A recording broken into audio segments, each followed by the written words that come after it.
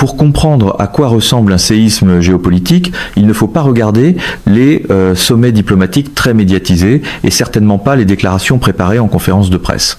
Il faut regarder les voitures, plus précisément 49 000 d'entre elles. Depuis des décennies, la frontière entre les États-Unis et le Canada fonctionne comme un tapis roulant sans friction. Une pièce automobile franchit cette frontière nord jusqu'à 7 fois, avant de devenir enfin un véhicule terminé, prêt pour le hall d'exposition. C'est le véritable sang qui irrigue l'économie nord-américaine. Mais cette semaine, ce tapis roulant historique a heurté un mur de briques. Et ce mur de briques a été construit par l'ambassadeur des États-Unis au Canada, Pete Hoekstra. Il s'est présenté au pupitre et a annoncé que les États-Unis bloquaient officiellement les véhicules canadiens à l'entrée du territoire américain. Ça n'arrivera pas, a-t-il déclaré. Il s'agit d'un blocus totalement sans précédent. Et la raison est que le Premier ministre canadien, Mark Carney, s'est rendu à Pékin et a discrètement ouvert une porte dérobée à la seule chose que les États-Unis tentaient désespérément de tenir à l'écart. Des véhicules électriques chinois bon marché et lourdement subventionnés. Il ne s'agit pas seulement d'un différend commercial localisé sur les droits de douane. C'est la fragmentation de l'ensemble de l'accord États-Unis-Mexique-Canada. Pour comprendre exactement ce qui est en jeu, il faut remonter un instant en arrière. Une Ford, une Chevrolet ou une Chrysler, aujourd'hui, n'est pas réellement une voiture américaine. C'est une voiture nord-américaine. Cette distinction est le socle de toute l'économie continentale. Il existe un pont qui relie Détroit, dans le Michigan, à Windsor, en Ontario. Il s'appelle l'Ambassador Bridge. C'est un ouvrage d'infrastructure privée massif et utilitaire suspendu au-dessus de la rivière Détroit. Il n'a rien d'élégant, mais c'est sans doute l'artère la plus importante du commerce physique sur la planète. Chaque jour, des centaines de millions de dollars de marchandises y transitent, mais la vraie magie, le véritable miracle économique qui définit la relation entre les États-Unis et le Canada depuis plus d'un demi-siècle, se joue à l'intérieur des poids lourds massifs qui grondent sur cet asphalte, heure après heure. Lorsqu'un véhicule est assemblé en Amérique du Nord, il n'est pas fabriqué dans un seul lieu fixe. Le système repose sur ce qu'on appelle un modèle de production juste à temps. Un bloc moteur peut être coulé dans une fonderie du Michigan, envoyé de l'autre côté de la frontière en Ontario pour y être usiné et affiné, expédié ensuite au Mexique pour un assemblage complémentaire, puis renvoyé dans l'Ohio pour être intégré à un châssis terminé. Pour ces pièces, la frontière n'existe pratiquement pas. C'est une frontière sans friction. C'est une danse hautement chorégraphiée, extrêmement rentable et d'une complexité remarquable, formalisée en 1965 avec l'accord commercial automobile connu sous le nom d'Autopacte. Elle a ensuite été consolidée par l'ALENA dans les années 1990, puis à nouveau cimentée par l'USMCA il y a seulement quelques années. Tout ce système intégré repose sur une seule prémisse fondamentale et non négociable, la confiance. Les États-Unis et le Canada doivent fonctionner comme une forteresse économique unique et unifiée. Ils partagent les mêmes normes de sécurité. Ils protègent les mêmes ouvriers, ils défendent exactement le même périmètre contre les menaces économiques extérieures. Cette forteresse, périmètre commun défendu avec le Canada depuis des générations, a désormais été percée de l'intérieur. Jusqu'à récemment, Washington et Ottawa faisaient front commun contre la plus grande menace existentielle pesant sur l'industrie automobile mondiale historique, la République populaire de Chine. Au cours de la dernière décennie, le gouvernement chinois a subventionné de manière massive, systématique et continue son industrie nationale du véhicule électrique. Des entreprises comme BYD et NIO produisent des véhicules électriques élégants, très avancés et bourrés de technologie, à un prix que les constructeurs automobiles historiques américains ne peuvent tout simplement pas égaler. C'est une inondation du marché soutenue par l'État à une échelle jamais vue auparavant. Le gouvernement américain a reconnu très tôt cette menace et a érigé un mur colossal, un mur tarifaire de 100% contre les véhicules électriques chinois. Le message adressé à Pékin était clair. La Chine ne pouvait pas déverser ses voitures subventionnées par l'État sur le marché américain et rayer artificiellement de 3 de la carte. Et le Canada, en tant qu'allié stratégique le plus proche des États-Unis et autre moitié du secteur automobile intégré, s'est rangé à ses côtés. Le Canada a aligné ses droits de douane sur ses 100%, le périmètre était sécurisé, l'ouvrier nord-américain de l'automobile était protégé par un front uni. Puis est arrivé janvier 2026. Pour comprendre ce qui s'est passé, il faut examiner la dure réalité politique intérieure canadienne.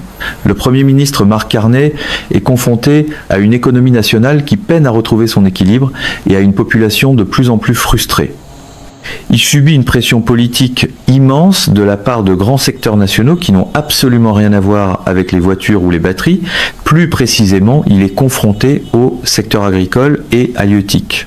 Pendant des mois, avant cette crise, Pékin a mené une diplomatie de rapport de force impitoyable avec le gouvernement canadien. La Chine, en utilisant la taille de son marché comme une arme, avait effectivement bloqué ou frappé de droits de douane écrasants l'huile de canola canadienne et le homard canadien. Vu depuis une tour de bureau à Toronto ou un studio à New York, cela peut ressembler à un obscur différend agricole. Mais pour un producteur de canola en Saskatchewan ou un pêcheur de homard sur la côte de la Nouvelle, Écosse, c'était une crise existentielle indéniable. Leurs moyens de subsistance étaient méthodiquement étranglés par Pékin. La pression politique exercée sur Mark Carney pour régler ce problème est devenue insoutenable à mesure que sa cote de popularité commençait à baisser.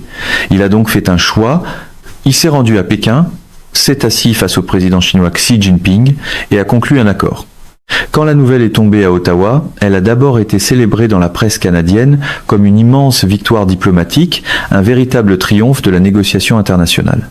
La Chine a accepté de lever ses restrictions punitives, elle a rouvert son vaste marché de consommation aux produits agricoles canadiens, elle a de nouveau accueilli le canola, elle a de nouveau accueilli le homard, les agriculteurs de l'Ouest ont applaudi, les pêcheurs de l'Est ont poussé un immense soupir de soulagement.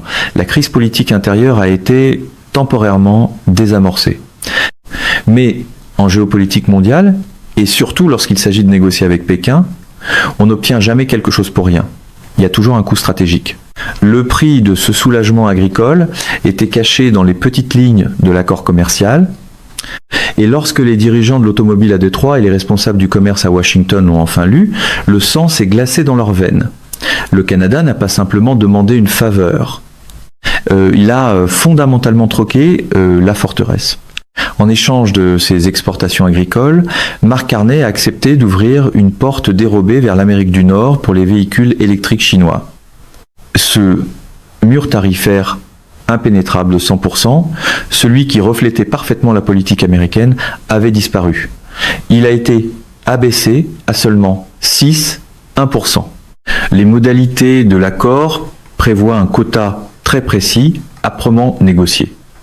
49 000 véhicules électriques fabriqués en Chine sont désormais légalement autorisés à entrer chaque année sur le marché canadien à ce taux tarifaire drastiquement réduit. Et ce chiffre n'est pas fixe. Il doit grimper à 70 000 véhicules par an d'ici 2031. Cela signifie des dizaines de milliers de véhicules hautement avancés et artificiellement bon marché, déversés légalement sur un marché de consommation profondément, juridiquement et physiquement imbriqué avec celui des États-Unis.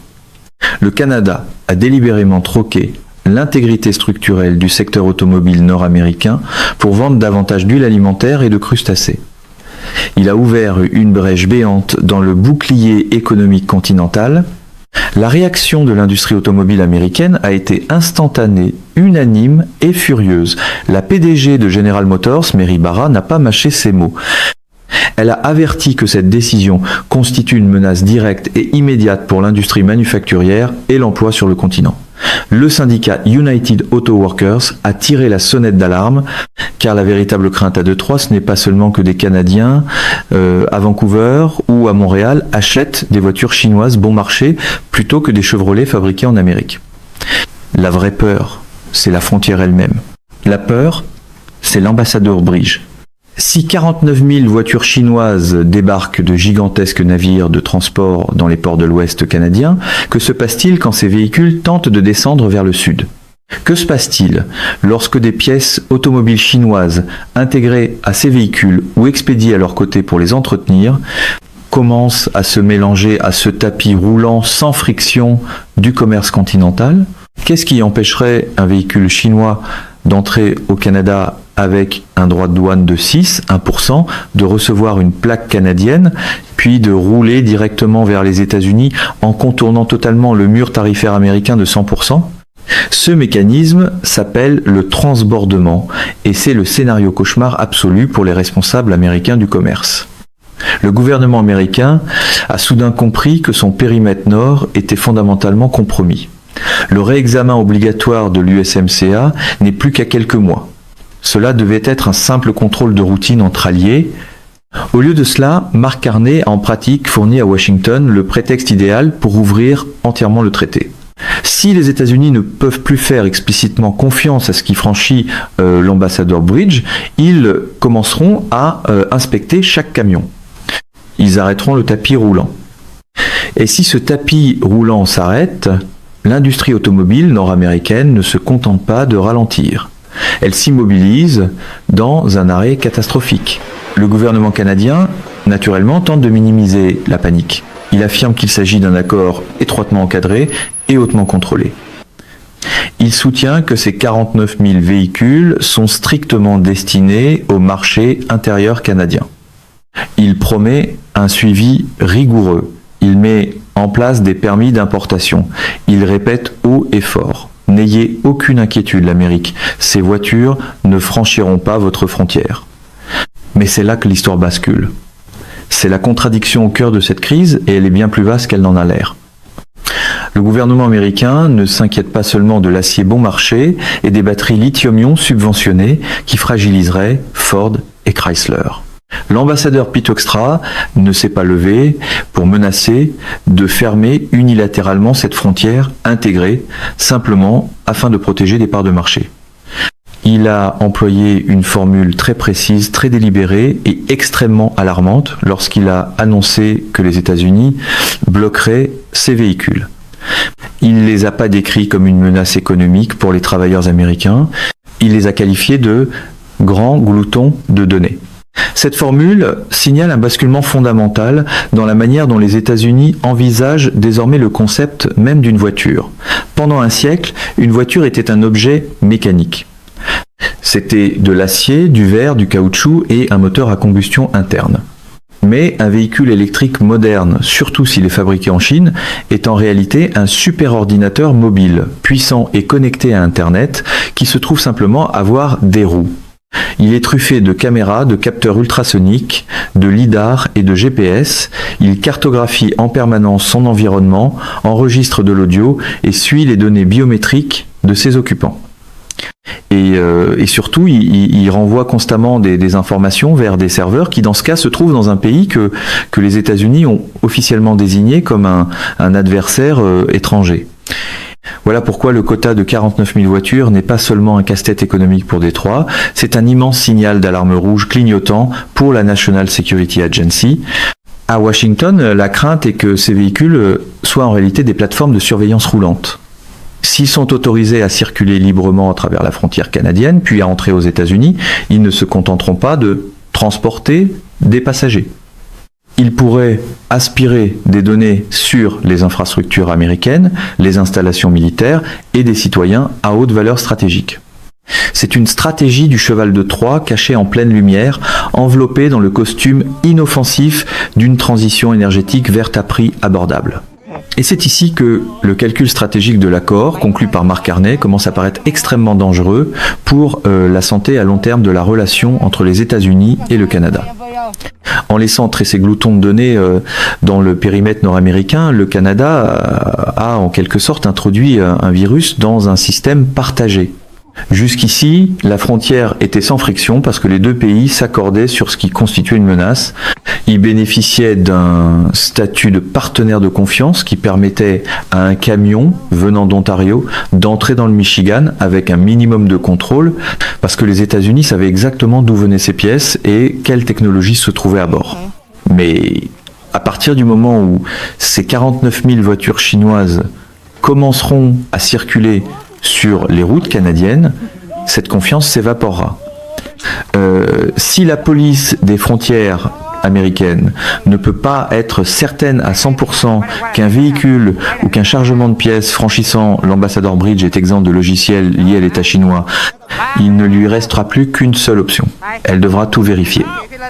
Chaque manifeste, chaque capteur, chaque ligne de code.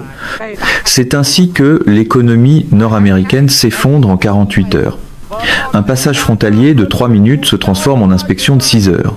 Le modèle de production en flux tendu qui fait tourner les usines de Windsor à l'Alabama se désagrège. Il ne s'agit pas seulement d'une hypothèse théorique, une collision diplomatique majeure approche. Dans quelques mois à peine, les États-Unis, le Mexique et le Canada devront légalement se réunir pour réexaminer l'USMCA. C'est un rendez-vous obligatoire et les États-Unis ont déjà adressé un avertissement clair au Canada. Si le Canada continue sur cette voie de partenariat stratégique avec Pékin, il ne devra pas s'attendre à voir survivre sa relation spéciale avec Washington lors de la renégociation. C'est un jeu de poker géopolitique, où l'enjeu se chiffre en millions d'emplois et touche à la définition même de la souveraineté nord-américaine. L'image d'ensemble est brutale. Le Canada a tenté de résoudre un problème politique de court terme lié au canola et au homard, mais ce faisant, il a peu être définitivement fracturé le partenariat commercial le plus réussi de l'histoire humaine. Les États-Unis ne parlent plus seulement de droits de douane, ils parlent de blocus. Ils ne parlent plus seulement de déficits commerciaux, ils parlent de sécurité nationale. Une nouvelle ère de friction continentale commence, où la frontière n'est plus simplement une ligne sur une carte, c'est un pare-feu. Et à mesure que les premiers de ces 49 000 véhicules commenceront à arriver dans les ports canadiens, ce printemps, la pression sur ce pare-feu ne fera qu'augmenter. Le prochain mouvement comptera davantage que tous ceux qui l'ont précédé,